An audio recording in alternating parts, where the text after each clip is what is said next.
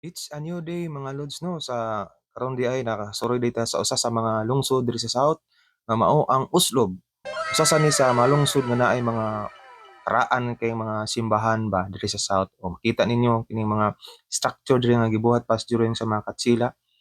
Diin kita ninyo nga kaning koral pagdepensa ni sa mga Moro Pirates o kaning simbahan perting baga ani actually nasunog kuno ni pero rebuilt na ni siya sa mga tao didto. So atong makita pod ang koral niya nga mao gyud pinidepensya sa mga daotan nga mga elemento. So ang kilid ana mga lodi naay bag-ong munisipyo ang Oslob nga tiada kaayo. So sagara na 'tong maobserbahan no, ang atbang gyud sa simbahan mao gyud ang plaza. Halos-halos nato sa mga lungsod sa South ug sa diri pod sa North. So kay nindot man gud ikaw man gud natong simba, mosuroy ta diri magpahangin ta.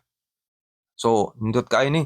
So dapli ni siya og dagat wherein kung makasuroy mo diri unya diri sa South, hapit mo diri kay ah, libre diri ang ligo diri no perting perting tin-awa diri sa tubig sa dagat diri mga lodi no. So naara ninyo kung maligo mi libre pa ang matimingan ninyo nga naa nay mga butanding makalibre mo sa pulta na dito sa tan-aw dito sa Oslob gihapon nga tian mo na tag libo kapin baya na diha ang pulta mga badi. So nindot kay tin-aw kayo no. So kung makasuroy mo hapit mo diri so tan-awa diri fall in love with Oslob.